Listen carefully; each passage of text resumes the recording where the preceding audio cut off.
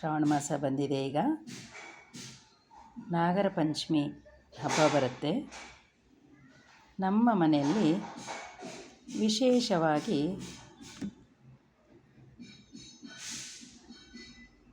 ನಾಗರ ಪಂಚಮಿಗೆ ಈ ಥರ ನಾಗಪ್ಪನ ರಂಗೋಲಿ ಹಾಕ್ತಿದ್ರು.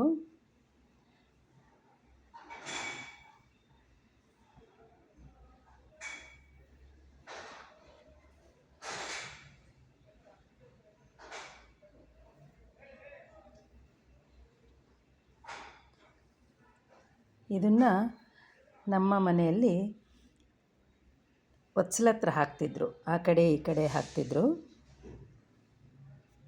ಹಾಗೆ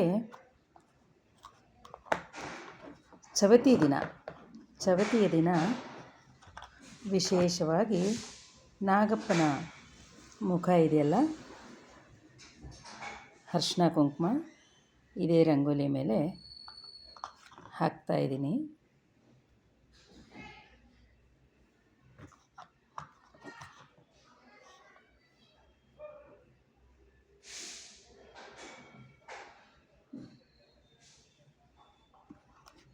ಈ ಥರ ಹಾಕ್ತಿದ್ರು.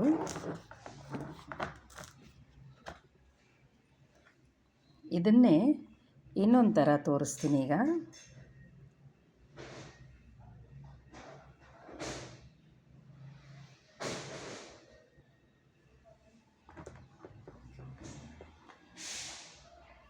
ನಾನು ಮೊದಲನೇ ಬಾರಿ ಹಾಕ್ತಾ ಇರೋದು.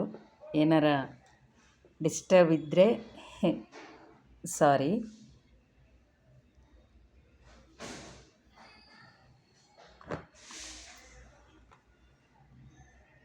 ಪ್ಲೇಸು ಸ್ವಲ್ಪ ಕಮ್ಮಿ ಆಯಿತು. ಹೇಳಿದ್ನಲ್ಲ ಮೊದಲನೇ ಬಾರಿ ಹಾಕ್ತಾ ಇರೋದು ಅಂತ. ನಿಮ್ಮ ಹತ್ರ ಎಲ್ಲರಿಗೂ ಈ ವಿಷಯ ಶೇರ್ ಮಾಡ್ಕೊಳ್ಳೋಣ ಅಂತ ಒಂದು ಪ್ರಯತ್ನ ಪಟ್ಟಿದ್ದೀನಿ. ಈ ಥರ ನಾಗಪ್ಪನ ರಂಗೋಲಿ ಹಾಕ್ತಾರೆ, ಬಟ್ ಇಷ್ಟು ಹತ್ರ ಹಾಕಲ್ಲ, ಸ್ವಲ್ಪ ಗ್ಯಾಪ್ ಇರುತ್ತೆ. ನನಗಿಲ್ಲಿ ಪ್ಲೇಸ್ ಇಲ್ಲ, ಆಮೇಲೆ ವೀಡಿಯೋ ಮಾಡಬೇಕಲ್ಲ, ಹಾಗಾಗಿ ನಾನು ಸ್ವಲ್ಪ ಗ್ಯಾಪು ನನಗೆ ಇದಾಯಿತು.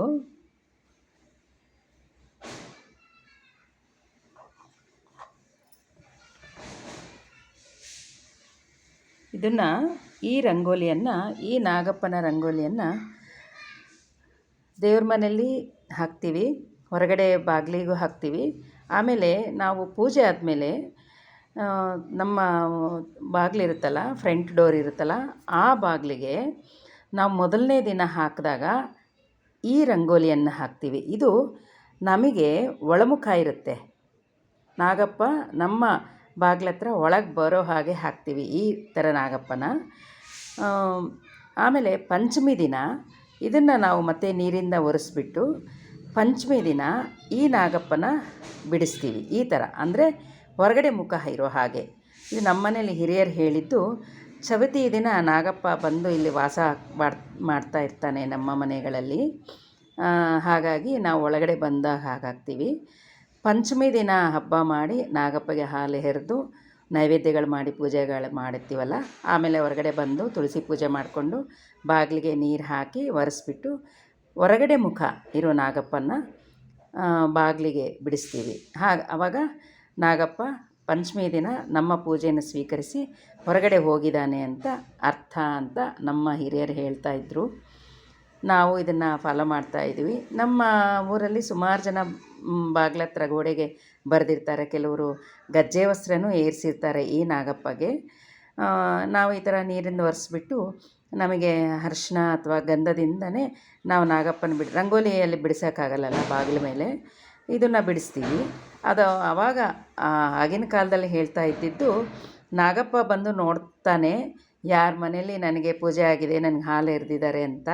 ಹೊರಗಡೆ ಯಾರ ಮನೇಲಿ ಈ ಥರ ಬಾಗಿಲಿಗೆ ನಾಗಪ್ಪನ ಬಿಡಿಸಿರ್ತಾರೋ ಅವ್ರ ಮನೆಯಲ್ಲಿ ನನ್ನ ಪೂಜೆ ಆಗಿದೆ ಅಂತ ಹೇಳಿಬಿಟ್ಟು ನಾಗಪ್ಪ ಅವರಿಗೆ ಆಶೀರ್ವಾದ ಮಾಡಿ ಹೋಗ್ತಾನೆ ಅಂತ ಹೇಳ್ತಾಯಿದ್ರು. ಇದೊಂದು ನನ್ನ ಒಂದು ಅನಿಸಿಕೆಯನ್ನು, ಪದ್ಧತಿಯನ್ನು ನಾಗರ ಪಂಚಮಿಯ ರಂಗೋಲಿ ಬಗ್ಗೆ ತಿಳಿಸ್ಕೊಟ್ಟಿದ್ದೀನಿ. ಧನ್ಯವಾದಗಳು.